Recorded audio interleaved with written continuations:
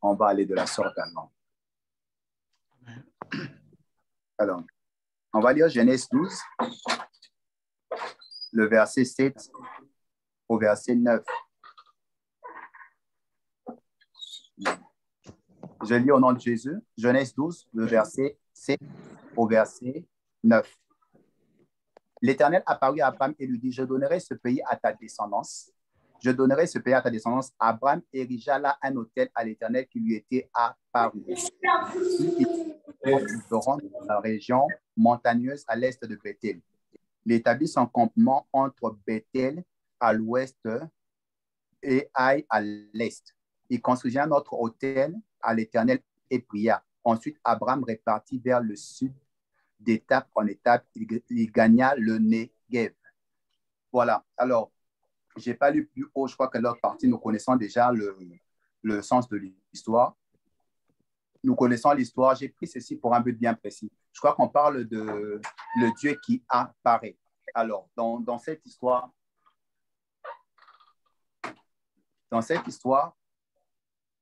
il y a Dieu qui apparaît à Abraham pour la première fois. Okay. Abraham rencontre le Christ. Alors, il rencontre Dieu. Lorsqu'il rencontre Dieu, il finit par bâtir un hôtel. Et il va encore bâtir plusieurs hôtels. Mais je veux d'abord m'asseoir sur une importante. La précision du milieu où était, ou la localisation d'Abraham. On dit, puis il se leva son camp pour se rendre dans la région montagneuse à l'est de Bethel et il établit son campement entre Bethel et Haï. Il était au milieu, donc il était à peu près à Bethel. C'est là qu'il voit des choses, c'est là qu'il va bâtir un hôtel au Dieu qui lui était révélé. J'espère qu'on a eu le temps d'expliquer aux gens la raison d'être des apparitions, le Dieu qui apparaît, comment peut-être qu'il apparaît, qu'est-ce qui entraîne que Dieu puisse apparaître. Avant d'entrer dans le vif de mon sujet, je veux d'abord soulever une petite information que peut-être que les autres ont dit. Avant que Dieu ne puisse apparaître à Abraham, Dieu a d'abord parlé à Abraham. Abraham a juste écouté Dieu lui parler. Et lorsqu'Abraham a écouté Dieu, il a quitté la ville où il était pour se rendre là où Dieu le dirigeait. Il partit sans savoir là où il allait. Mais il s'est levé, il est parti parce qu'il avait entendu Dieu. Et je sais qu'on dit souvent, c'est important que nous parlons parce que nous avons entendu. Et j'aime aussi ceux qui disent, pouvons nous taire à cause de ce que nous avons entendu et nous avons vu. Nous comprenons qu'entendre est une chose qui nous permet de parler, voir aussi est une chose qui nous permet encore de mieux parler. Ce qui explique que l'apparition de Dieu est importante. C'est vrai que tout commence par les oreilles d'entendre Dieu, mais nous ne nous arrêtons pas à cela. Au-delà d'écouter Dieu, nous devons voir Dieu. Et on verra au-delà de voir Dieu, nous devons le contempler, le toucher et ainsi de suite. Mais on est plus concentré sur la partie de voir Dieu. Il est arrivé peut-être à certaines personnes de voir Dieu, de rencontrer Dieu, et à d'autres aussi, il est peut-être jamais arrivé de vivre certaines apparitions. Abraham ne savait même pas que Dieu allait lui apparaître, mais il a commencé une vie d'obéissance. Il a accepté d'écouter la voix de Dieu et Dieu a pu lui parler. Je veux dire à quelqu'un que lorsque tu commences à écouter Dieu, sache que les apparitions ne sont pas loin de toi. Come on. Tu es prêt à commencer à se révéler à toi. Mais la chose importante, lorsque tu écoutes Dieu, tu dois commencer à obéir, à appliquer ce qu'il te demande. Lorsque tu te mettras à obéir, c'est en ce moment-là que Dieu pourra maintenant t'apparaître parce qu'il aura compris que lorsque je te parle, tu m'écoutes. Donc, par conséquent, tu peux avoir droit à la vision. Tu peux avoir droit aux apparitions. Alors, je nous invite premièrement à des personnes qui entendent Dieu et qui obéissent à la voix de Dieu. Écoute la parole de Dieu et obéis pour donner à Dieu un accès à se faire voir à toi ou à t'apparaître ou à entraîner des visions et des visions sur sa propre personne.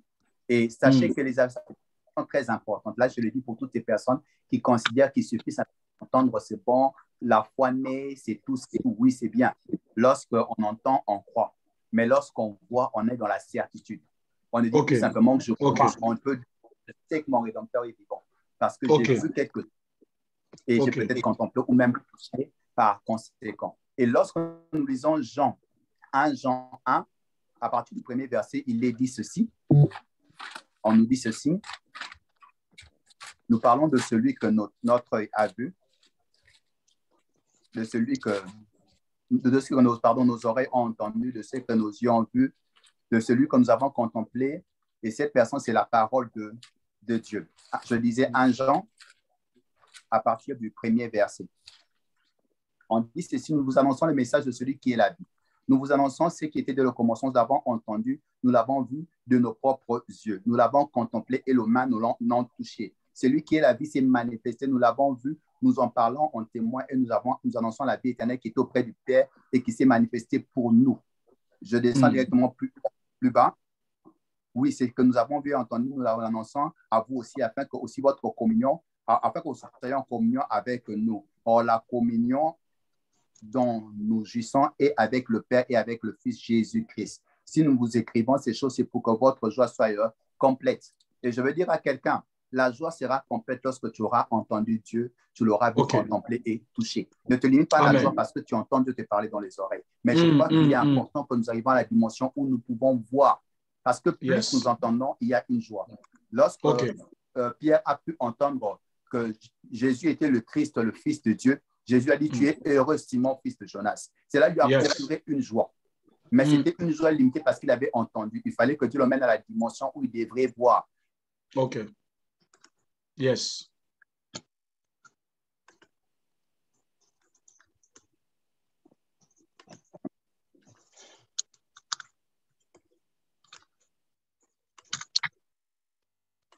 Amen.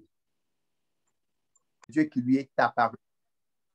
Alors, Abraham pouvait facilement rencontrer Dieu, voir encore Dieu, entendre encore Dieu. Pourquoi? Parce qu'il avait vu et il a bâti un hôtel. Il avait comme un lieu de rencontre. Lorsqu'il avait un souci, il avait un problème, la Bible nous dit qu'il est venu invoquer Dieu là où Dieu lui était apparu. C'est-à-dire qu'il savait que quelque chose s'était créé à cet endroit-là et qu'à chaque fois qu'il pouvait revenir à cet endroit, quelque chose devrait se passer.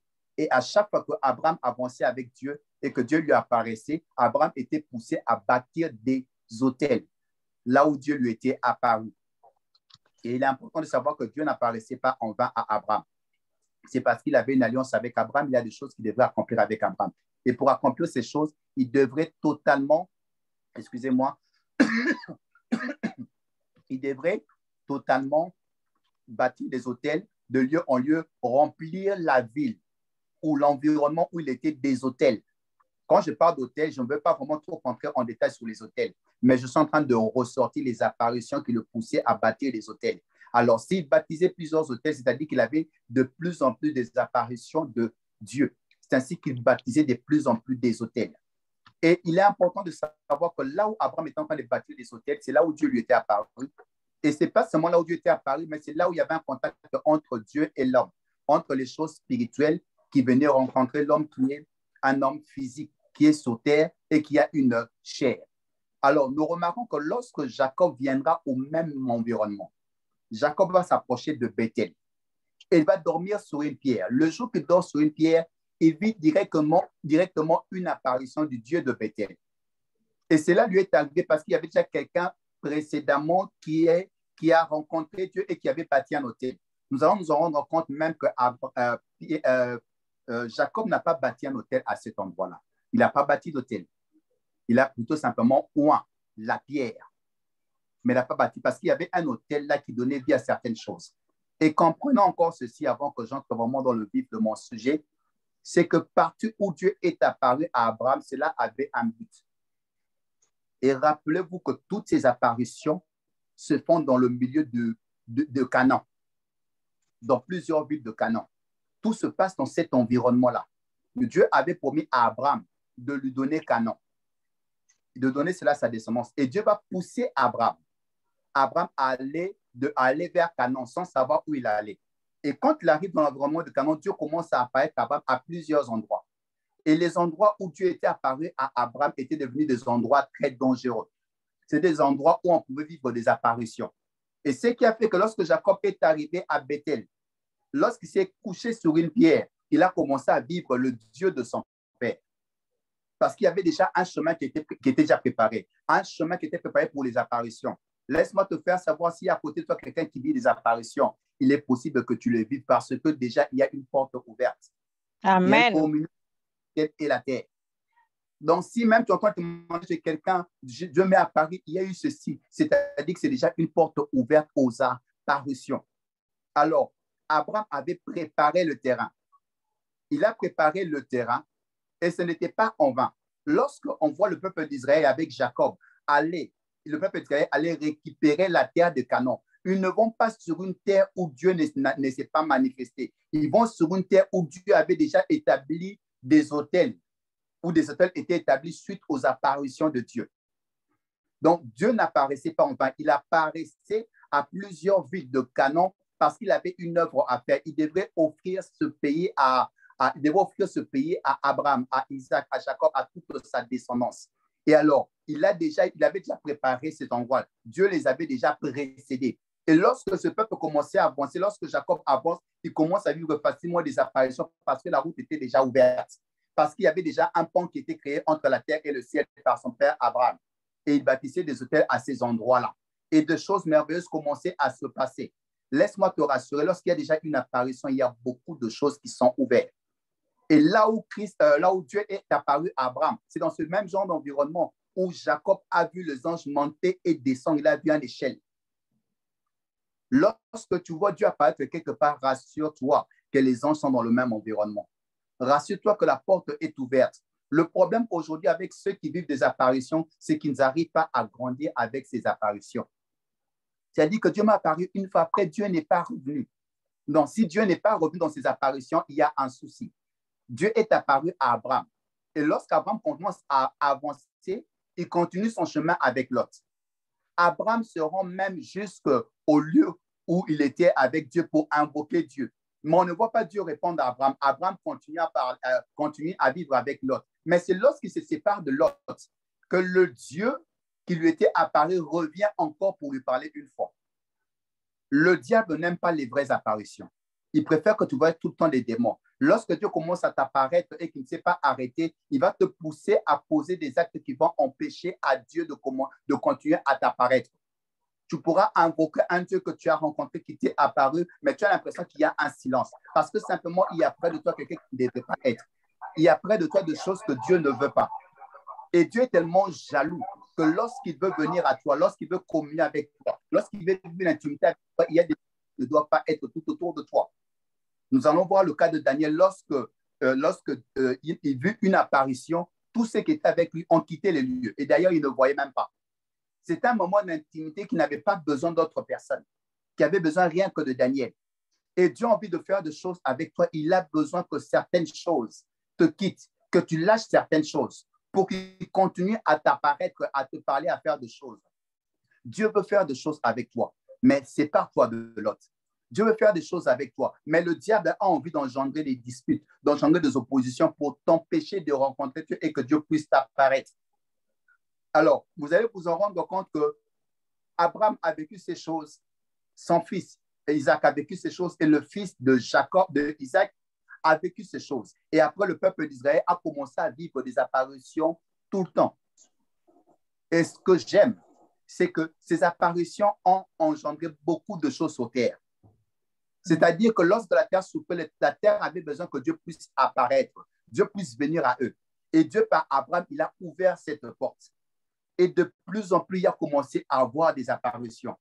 Lorsque Dieu était avec Noé, on ne dit pas que Dieu apparut à Noé, mais Dieu parlait à Noé. Noé pouvait le écouter.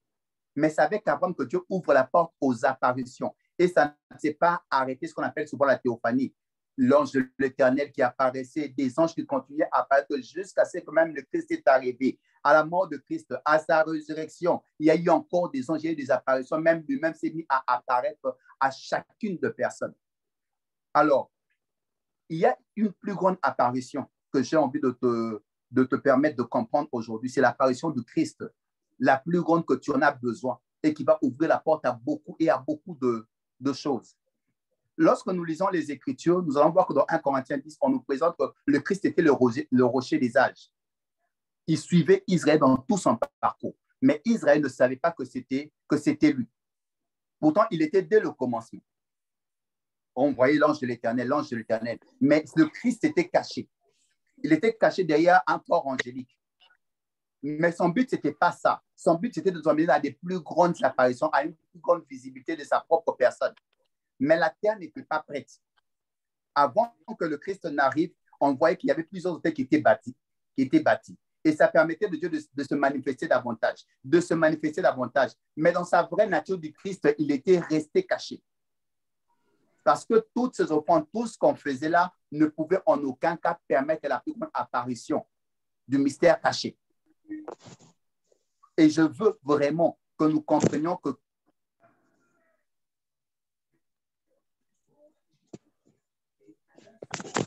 pourquoi c'est tout?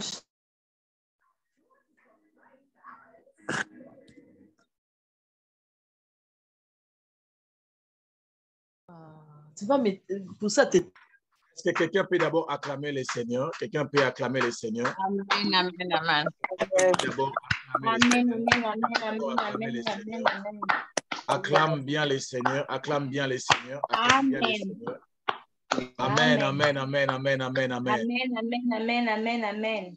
Que Dieu soit béni. Bien aimé, le prophète Joël va se connecter là bientôt. Et je crois qu'il est un peu rapide. Beaucoup de gens, peut-être, vous n'êtes pas en train de saisir ce que le prophète Joël est en train de dire. Il a dit une chose que j'ai beaucoup aimé. Il a dit ceci. C'est avec Abraham que Dieu a commencé, ou que Dieu a commencé l'apparition. Et il a dit une chose. Lorsque Dieu apparaît dans un endroit, ce lieu-là devient toujours très dangereux. Alléluia. Amen. Alléluia. Amen. Amen. Le Seigneur apparaît. Amen. C'est pour ça que quand tu es dans une maison, il faut prier que ta maison soit l'atterrissage de Dieu. Alléluia. Tu n'auras pas de cette maison-là au nom de Jésus. My God. Yes. Papa, je vais jamais soucier avec déplacer le modem pour être plus à l'aise. Pas de problème, papa. Seulement, nous allons vous demander si vous pouvez aller un peu rapidement parce que vous parlez tellement beaucoup de bonnes choses. Alors, nous qui sommes en train d'écrire, des fois, on est en retard. OK, que j'aille doucement, c'est ça? Yes, please, papa. OK, d'accord. Désolé. Voilà. Alors, donc, en résumé, pour ceux qui écrivent, je suis en train de présenter les différentes apparitions qu'on devrait quitter la dimension de l'écoute pour aller vers la dimension du Dieu qui nous apparaît, pour que notre joie soit plus grande que la première joie lorsque nous avons entendu et que nous sommes allés parler. Mais nous voulons non seulement entendre, nous voudrons aussi le voir. Et dans son apparition, il y a beaucoup de choses qu'il veut faire. Il y a des victoires qu'il veut nous accorder. Voilà pourquoi dans tout Israël, avant que la terre d'Israël existe au Canaan, Dieu a passé son temps à apparaître à plusieurs endroits dans Canaan parce qu'il est en train de préparer Canaan à faire des choses. Et après qu'Abraham, Dieu a préparé des choses. C'est fait que Jacob n'a pas eu le temps de discuter. Lorsqu'il est endormi simplement sur une pierre, automatiquement, ses yeux se sont ouverts. Il a vu deux anges. Il a passé sa vie à voir des anges, à voir l'ange de l'Éternel et ainsi de suite. Parce qu'un chemin était préparé et la vie que Dieu voulait, c'était une vie avec les apparitions. On doit voir, on ne doit pas l'écouter, mais on doit le voir.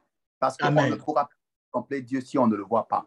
On ne contemple pas les paroles, on contemple celui qu'on voit.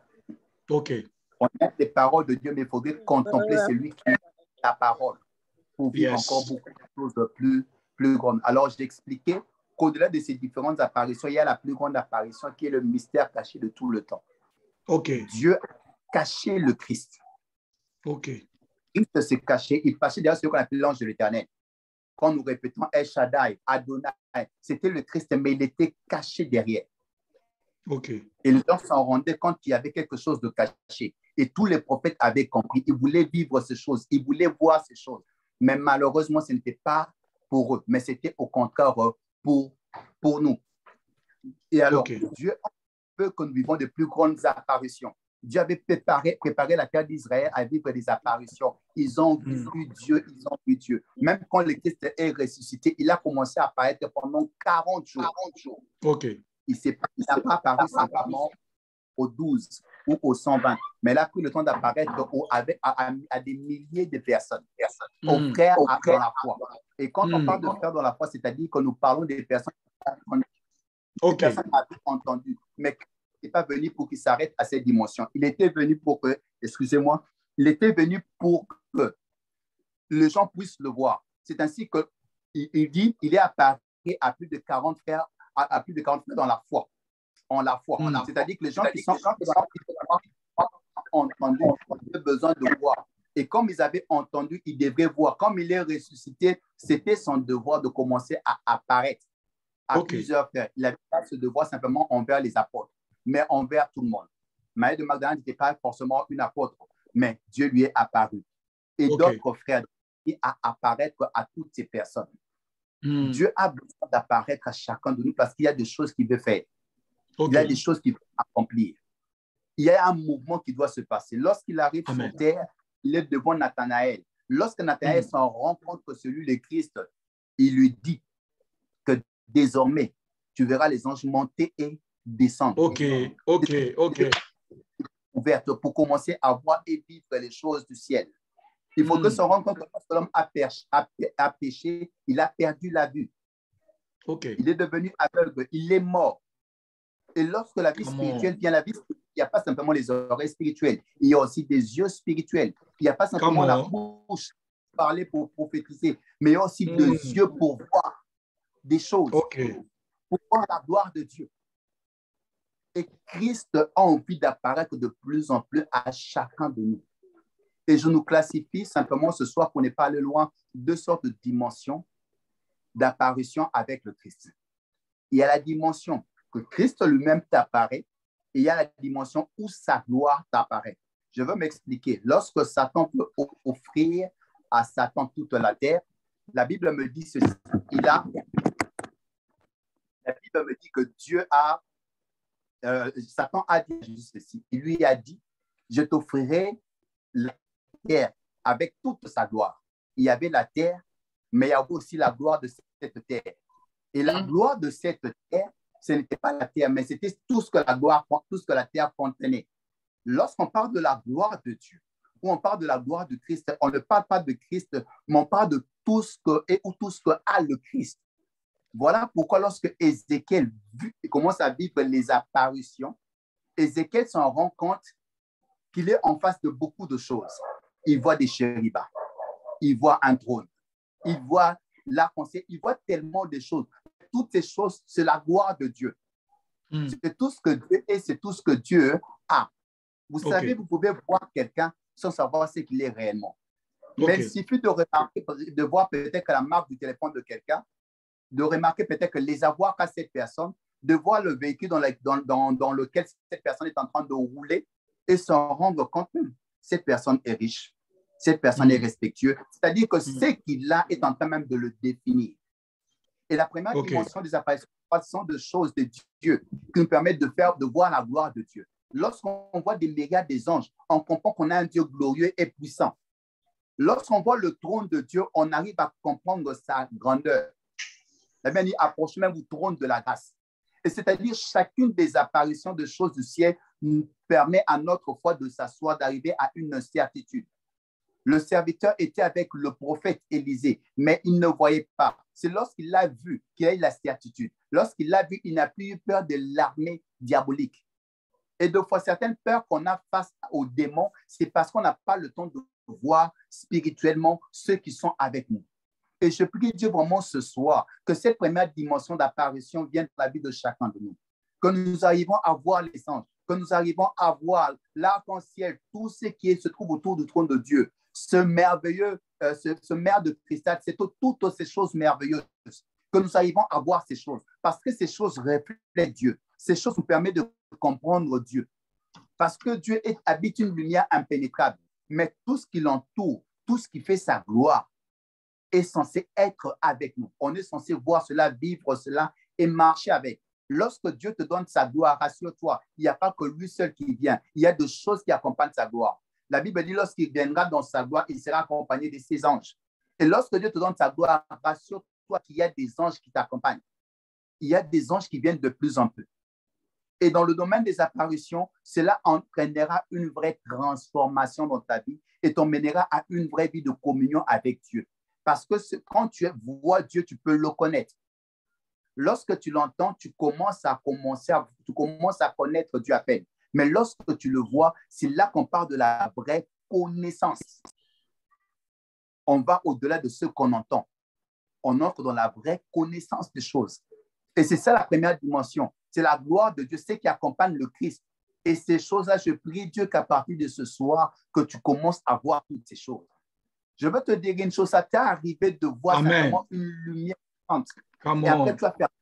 Laisse-moi te dire, c'est ce qu'on appelle la gloire de Dieu. C'est une apparition. Elle est tellement forte que tu n'as rien vu, mais tu as simplement senti que c'est une lumière. C'est peut-être pour toi un début des apparitions. C'est que Dieu est en train de faire des choses avec toi. Il y a des gens qui ont un être passé rapidement sans comprendre ce qui s'est passé. Ce sont les yeux spirituels qui commencent à s'ouvrir et les apparitions commencent dans notre vie. Et je prie Dieu que toute personne qui est connectée dans cette adresse, dans cette réunion, puisse vivre les apparitions de Dieu. Je veux que nous quittions la dimension de lui ce dont on a entendu parler. Que nous voulons entrer dans la dimension de prier ou de parler de celui que nous avons vu. Et d'ailleurs, même la différence entre celui qui prie simplement et celui qui invoque, c'est de quoi il parle. Il sait qui l'invite. Lorsque Abraham, il prie, lorsqu'Abraham invoque Dieu, il invoque un être bien précis qu'il connaît et il veut qu'il descende. Je peux prier et dire simplement, Seigneur, je te prie, manifeste-toi, parle-moi, fais des choses dans ma vie. Mais invoquer est différent de la simple prière. Invoquer, c'est faire descendre cette personne là où tu es pour qu'il vienne faire quelque chose. Come on. Amen. Amen. Yes. J'invoque Dieu. Et deux fois, on n'a pas compris. La Bible ne dit pas, prie-moi, je te répondrai. Invoque-moi. Je te répondrai, je te montrerai les choses. Il parle de l'invocation. C'est-à-dire qu'il a disait, je ne t'appelle pas de simplement prier, Dieu fait ceci, Dieu accomplit ou Dieu montre-moi. Non. C'était d'inviter Dieu parce que quand Dieu descend, tout devient plus clair. Il est lui-même lumière. Il s'est près de toi. Ce que tu ne voyais pas, tu ne peux pas voir. Si tu n'étais pas éclairé, il y aura de la lumière. Parce qu'il est lumière. Et d'ailleurs, avant de créer, il y a eu d'abord la lumière. Et quand cette lumière est venue, la création a pu prendre place. Et je te rassure que Dieu va faire de la vie. Cette lumière que tu vois là, elle te paraît simple. J'ai vu comme un projecteur. Non, c'est une apparition. Il y a des choses que Dieu est en train de faire. Et nous allons aller dans la dimension de l'invocation. Voilà pourquoi j'ai dit, j'ai parlé de choses qui représentent la gloire de Dieu et de parler de lui-même.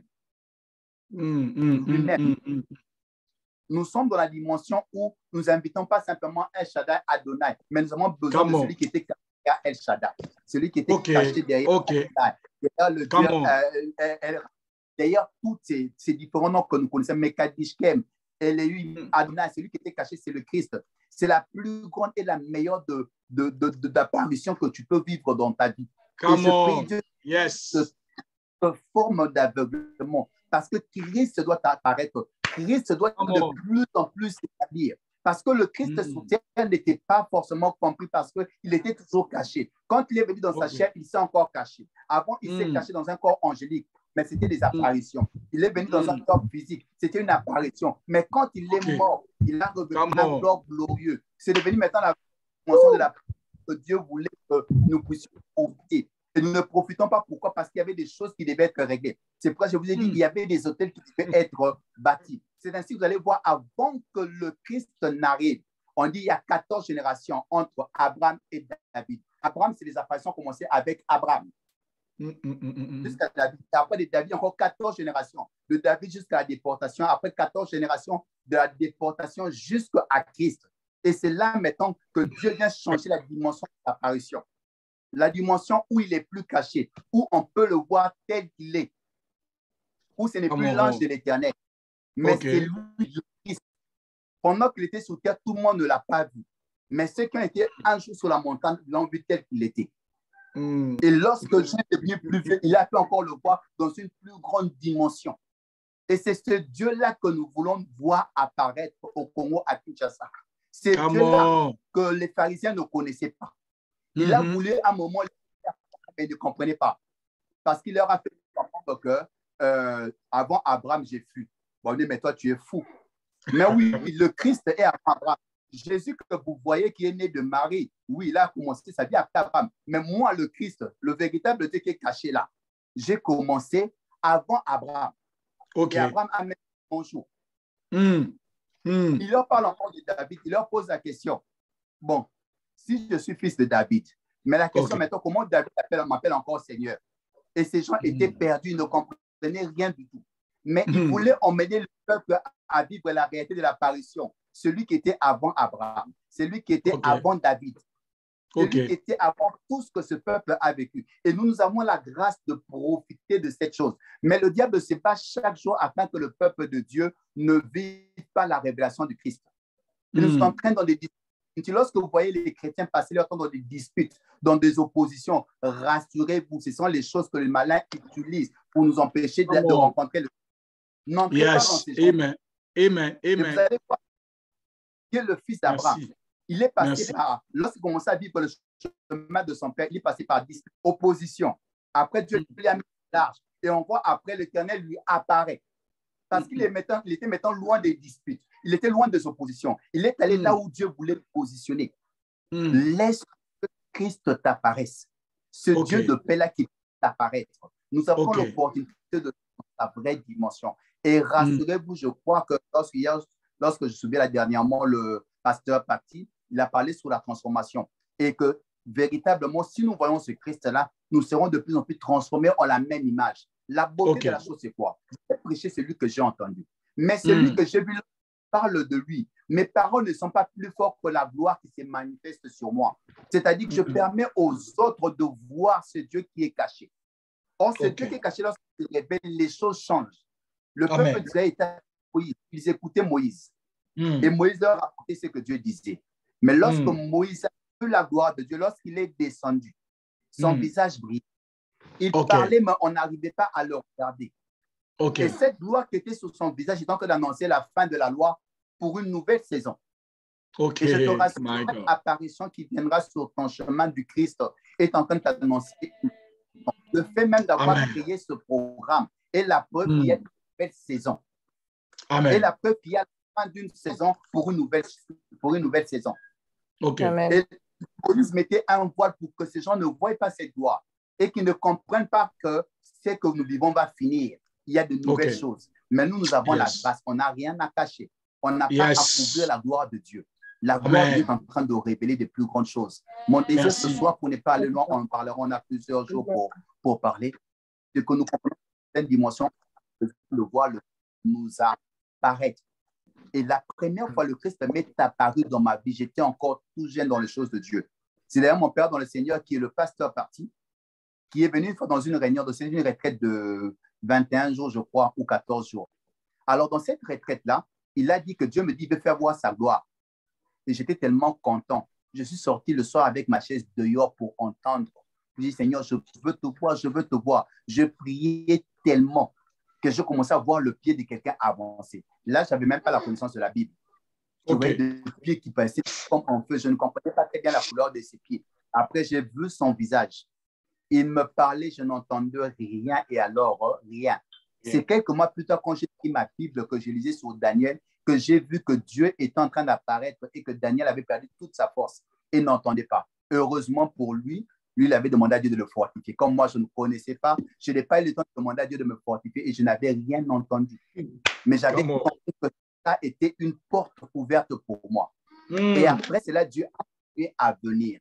Laisse-moi te dire, Dieu va te révéler à toi à plusieurs dimensions. Ne néglige aucune apparition de Dieu. Très même bien. quand tu vois une lumière, cette lumière est capable de faire des choses dans ta vie. Rappelle-toi qu'au commencement, c'était d'abord la lumière. Et tout merci. commencer à être créé. Si Dieu se présente à toi, il peut se présenter sous un nom bien précis. Ne néglige pas cette apparition parce qu'un jour, à la place de prier, tu sais, ok, ce qui est apparu. Il y aura des circonstances de problème où tu ne peux pas dire simplement Jésus vient, mais tu sais ce qui t'est apparu. J'étais avec une femme qui n'avait plus de matrice. Et lorsque je priais avec elle, j'ai vu le Dieu qui m'est apparu. Le jour que je l'ai vu, j'ai dit Gadebol. Je ne comprenais même pas. Je ne sais même pas si c'est l'anglais exact. Mais je comprends qu'il y a le mot capable. Un Dieu capable. Je l'ai vu, j'ai dit Gadebol. Et après ce soir, je l'ai vu. Quand je l'ai vu, il m'a dit, mets la main sur le ventre de cette femme. Je veux lui donner une matrice. J'avais tellement peur. Il m'a dit, mets la main. Elle était toujours devant moi.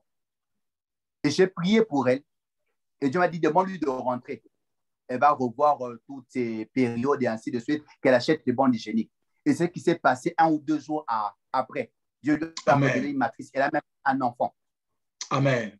Pourquoi? Amen. En ce moment, c'est que Dieu voulait faire était tellement grand que ça ne demandait pas ma simple prière, Seigneur, guéris la maladie. Non. Ça demandait celui qui m'est apparu, celui qui m'a précédé, qui est venu avant que les circonstances de maladie grave arrivent. Alors, ne néglige pas les apparitions parce qu'à un moment, tu auras besoin d'appeler. Merci. Je ne sais pas comment il t'appelle, mais quand il viendra, quand tu auras besoin de lui, tu l'appelleras. Il viendra parce que réellement, vous vous êtes rencontrés. Oh, et tu sais qui yes. tu connais, tu ne parles pas de celui que tu as entendu, mais tu parles de ce que tu as vu et que tu peux appeler de venir et il viendra. Alors, je veux m'arrêter en cette soirée. Comprenez que Dieu et les savoir, on va voir des choses. Et Christ va de retour à nous. Il ne s'est pas arrêté, il est là et il va continuer. Celui qui s'est réveillé dans le frère, il ne s'est pas arrêté chez Paul. Il va se révéler jusqu'à toi. Si tu es un frère, il se révélera. Si tu es une sœur, il se révélera. Tellement de choses. Je ne sais pas si ça me permet de parler encore. Pendant que je parle et je vois les vidéos, il y a une maman que j'ai vue. Pendant que je la vois, je crois qu'elle a écrit le nom de Nancy Kamouyaya. Pendant que je suis en train de voir sa photo, je suis en train de voir quelqu'un qu'on était en train de orner. Mais les ornements que je voyais étaient au niveau des